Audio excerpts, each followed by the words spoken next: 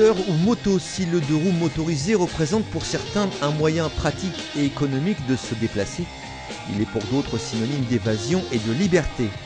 Mais quel qu'en soit l'usage et sa finalité, une formation est nécessaire, voire indispensable à l'utilisation d'un deux roues. L'attestation scolaire de premier niveau et le BSR, brevet de sécurité routière, répondent à cette nécessité dans un premier temps. Ils représentent une première approche incontournable pour qui n'a jamais pris le guidon d'un deux roues. Mais outre ces formations, d'autres solutions pour sensibiliser et familiariser les jeunes avec le deux roues sont mises en place, comme cette piste de sécurité routière animée par des CRS. Cette action donc concerne les deux roues motorisés et les jeunes. Ce sont deux enjeux essentiels dans le département qui ont été identifiés dans le cadre du document général d'orientation. Écoutez, cette action, nous on est partie prenante pour la cofinancer. Il faut remercier donc la commune de Grenoble qui a mis à disposition ces installations, les polices municipales aussi de Saint-Martin-d'Air, Échirolles et Grenoble qui se sont jointes à l'opération pour mobiliser un maximum de jeunes à cet enjeu important. Comme je dis souvent, plus de sensibilisation, plus de formation, à terme, moins de répression. Donc c'est essentiel de travailler dans ce sens-là. Durant 3 jours, l'anneau de vitesse du parc Paul Mistral à Grenoble a accueilli les polices nationales et municipales sur une piste de sécurité routière agréée afin de mettre en selle de futurs conducteurs, de leur apprendre la conduite d'un deux roues, l'application du code de la route et la nécessité de s'équiper adéquatement. Une formation essentielle pour rouler en toute sécurité et longtemps. Nos objectifs sont très simples, montrer que le deux roues peut être très facilement appris, mais que la conduite d'un deux roues comprend des risques. Donc il faut sensibiliser les jeunes aux risques, il faut qu'ils aient conscience de ce risque, qu'ils apprennent surtout à l'anticiper.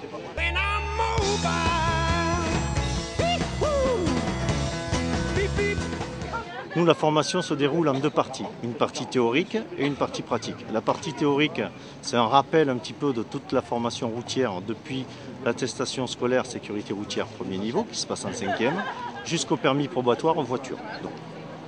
Ensuite, donc, on voit un petit rappel sur la réglementation. Donc, en ce qui concerne le deux roues, les équipements conducteurs, passagers, équipement de la machine. Et ensuite, on voit bien sûr de la réglementation pure, les priorités, les signalisations stop, céder le passage, etc. On voit également un petit peu le comportement. Pourquoi les jeunes réagissent un petit peu toujours comme s'ils étaient en deux roues en vélo. Ensuite, on voit également les effets de l'alcool et des stupéfiants sur l'organisme, donc avec les risques que ça peut comporter, bien sûr, si on est conducteur d'un véhicule. Ensuite, la partie pratique, ça comprend donc un entraîneur. Donc sur une machine qui est fixée, on leur montre où sont les commandes, à quoi elles servent, comment on s'en sert. Donc en évitant toute appréhension, puisque la machine est fixe, et tout déplacement, ils apprennent à se familiariser avec les commandes. Ensuite, ils sont équipés blouson, casque et gants, et ils partent sur des machines que l'on a conçues, des machines double commande, qui permettent la formation sécurisée. Et ensuite, ils se sont reconnus aptes par les moniteurs, donc ils peuvent évoluer sur une machine, soit en 50 cm3, soit en 125 cm3, sur un parcours donc protégé par des boudins gonflables de sécurité. Et là, les moniteurs s'attachent donc à les accompagner sur leur premier tour de roue et surtout à essayer de les faire progresser tout en les sensibilisant au risque. Car n'oublions pas que la route doit être partagée et que les autres usagers ont eux aussi tout pour se distraire à portée de main, qu'il s'agisse du téléphone portable, du GPS et autres écrans vidéo. Face à tous ces facteurs auxquels s'ajoute la météo et l'état des routes, le motard ou scooteriste doit être impérativement formé, attentionné et équipé.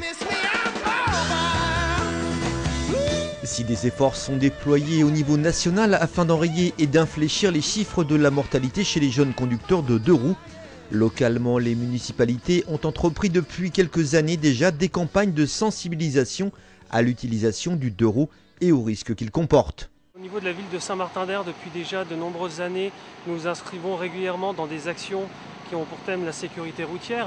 Là, c'était l'occasion, à l'invitation de la direction départementale des territoires, l'ex-DDE qui suit cette opération plus particulièrement, de s'inscrire en lien avec d'autres villes de l'agglomération, donc la police municipale de Grenoble et d'Échirolles.